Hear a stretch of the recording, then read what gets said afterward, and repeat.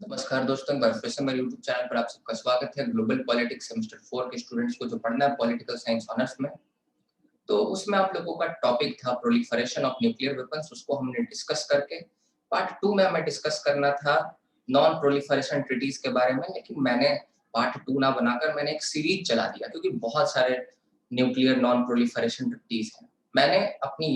हमने अपनी यात्रा शुरू की थी पीटीबीटी से।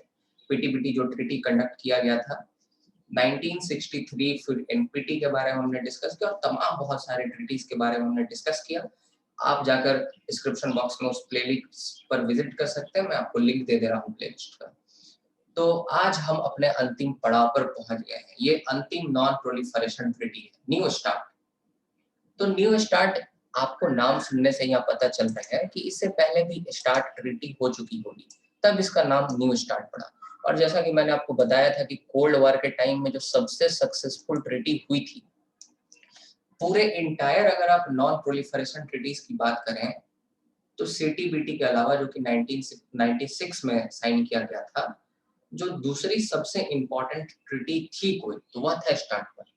इसके बारे में मैंने आपको बताया था जो पिछले लेक्चर में मैंने जिसमें शॉर्ट को डिस्कस किया, एसओआरटी ट्रीटी, जो कि 2002 में साइन किया गया था। उसी लेक्चर में मैंने आपको ये चीज बताया था।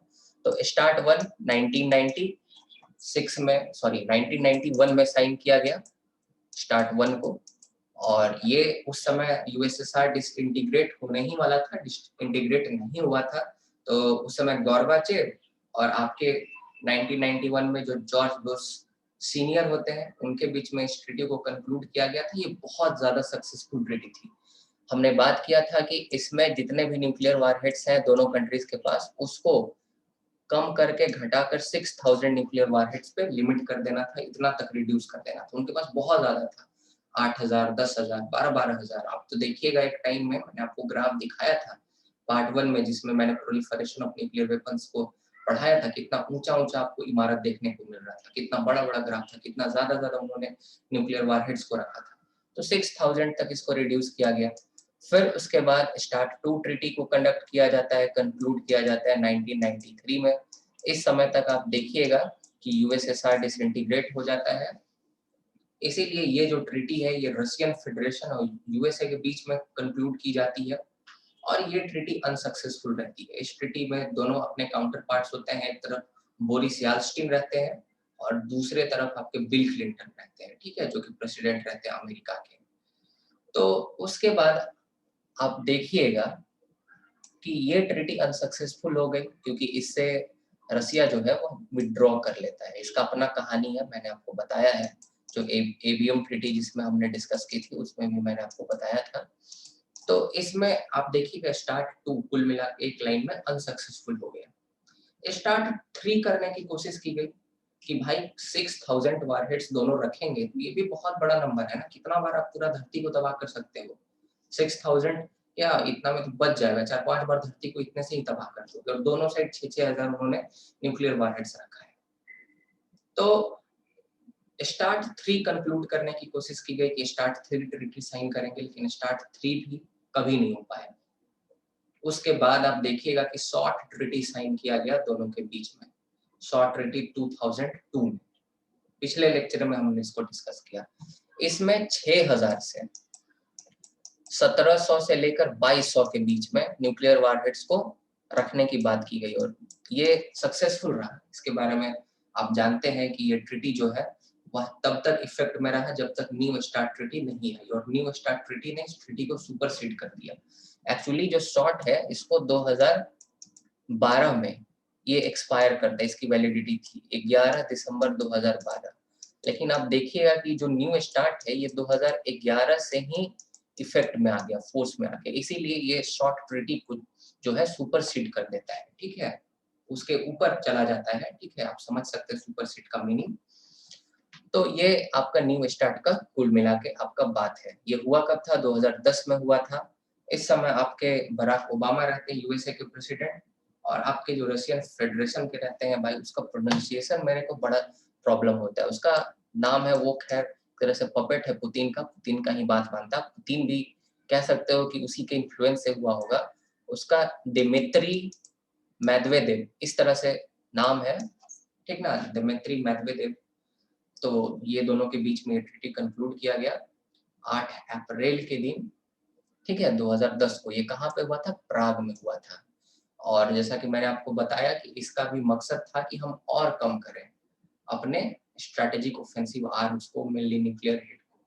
और जैसा कि मैंने आपको बताया कि ये जो न्यू स्टार्ट ट्रीटी है, ये रिप्लेस कर देता है ट्रीटी ऑफ मॉस्को को, क्योंकि शॉर्ट ट्रीटी को ट्रीटी ऑफ मॉस्को के नाम से भी जाना जाता है, ठीक है, जो कि एक्सपायर हो रहा था 2012 में शॉर्ट ट्रीटी, लेकिन ये 2012 से पहले ही एग्जिस्ट करना बंद कर देता है। और जब आपका 5 फरवरी 2011 से जो न्यू स्टार्ट ट्रीटी है ये इफेक्ट में आ जाता है, तो उसके बाद यही आगे बढ़ता है, शॉर्ट उसी समय से एग्जिस्ट करना बंद कर देता है, ठीक है।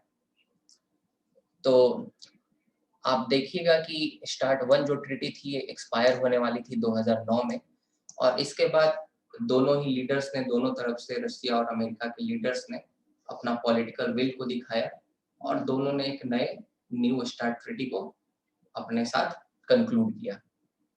आप देखिएगा कि 1993 में स्टार्ट 2 ट्रीटी आई थी, ये सब मैंने आपको सब बता दिया है पहले ही स्लाइड में कि ये अनसक्सेसफुल रहा था, स्टार्ट 3 कभी हो ही नहीं पाया, तो ये सब चीजें हमने डिस्कस कर लिया है। अब इसमें टर्म्स कंडीशन क्या थे? तो जितने भी आपके स्ट्रेटेजिक न्यूक्लियर मिसाइल लॉन्चर्स थे उसको आधा कर देना था, जितना भी दोनों कंट्रीज के पास है उसका आधा कर देना था। उसके बाद वेरिफिकेशन के लिए एक रिजीम का एस्टेब्लिशमेंट करना था, ठीक है, क्योंकि भाई आप ट्रीटी तो साइन कर रहे हैं, आप कह रहे हैं कि हम 6000 से अपने न्यूक्लियर वारहेड को 1700 से 2200 के बीच में ला देंगे, पर देखने कौन जाएगा? कैसे कंफर्म करेंगे आपने उस चीज को अपने यहाँ लागू किया, इम्प्लीमेंट किया कि नहीं किया? उसके लिए एक रिजीम होना चाहिए, उसके लिए एक मैकेनिज्म होना चाहिए। तो उस तरह के इंस्पेक्शन के मैकेनिज्म को यहाँ पे अचीव करने की कोशिश की गई, स्टैब्लिश करने की, और ऐसा हुआ भी। और यहाँ पे आप देखिएगा कि दोनों ने बोला कि हम अपने जितने भी न्यूक्लियर वारहेड्स हैं ये 1550 तक ला देंगे, ठीक है। और जो आपका स्टार्ट ट्रीटी था ओरिजिनल वाला, उसका 1/3 था, क्योंकि स्टार्ट ट्रीटी जो ओरिजिनल वाला था इसमें दोनों ने कहा था कि हम 6000 तक लिमिट कर देंगे इसको, लेकिन अब 1550 तक ये कह रहे हैं।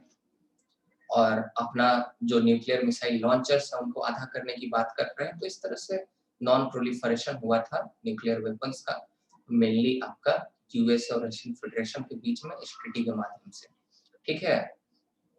तो यही रहा आपका कुल मिला के न्यू स्टार्ट ट्रीटी के बारे में। अभी भी ये ट्रीटी चल रही है, ये इफेक्ट में है, और मेरे ख्याल से if I am not wrong ये 2021 तक मेरे ख्याल से ये एग्जिस्ट करना बंद करेगी, इसका वैलिडिटी जो है वो खत्म हो जाएगा 2021 तक, ठीक ना। आप एक बार चेक कर लीजिएगा, लेकिन मेरे को याद आ रहा है कि 2021 तक ही था। तो चलिए, आपका दिन शुभ हो। मुझे उम्मीद है कि आपको लेक्चर पसंद आया होगा। अब यहाँ पे नॉन प्रोलिफरेशन ट्रीटीज का जो जर्नी है खत्म हो गया, पीटीबीटी से शुरू किया था, न्यू स्टार्ट पर आके हमने खत्म किया। अब यहाँ पे एक और लेक्चर बच जाता है, वह लेक्चर है कि न्यूक्लियर वेपन्स फ्री जोन। जहां जहां न्यूक्लियर वेपन्स के लिए फ्री जोन बनाया गया, फ्री जोन का मतलब कि ये एरिया में जो कंट्रीज है न्यूक्लियर वेपन को ना टेस्ट करेंगे ना एक्वायर करेंगे, पूरे विश्व में शांति फैलाने के लिए और बहुत तमाम चीजों के लिए आगे डिस्कस करेंगे इसको, ठीक ना। वो हमारा लास्ट लेक्चर होगा। मुझे उम्मीद है आपको लेक्चर पसंद आया, कॉन्सेप्ट समझ में आया होगा। अगर आपको पसंद आया तो एक लाइक जरूर कीजिए, शेयर कीजिए अपने दोस्तों के साथ, सब्सक्राइब भी जरूर कीजिए, और हो सके तो आप मुझे फोन पे और गूगल पे के माध्यम से सपोर्ट भी कर सकते हैं। बहुत बहुत धन्यवाद दोस्तों।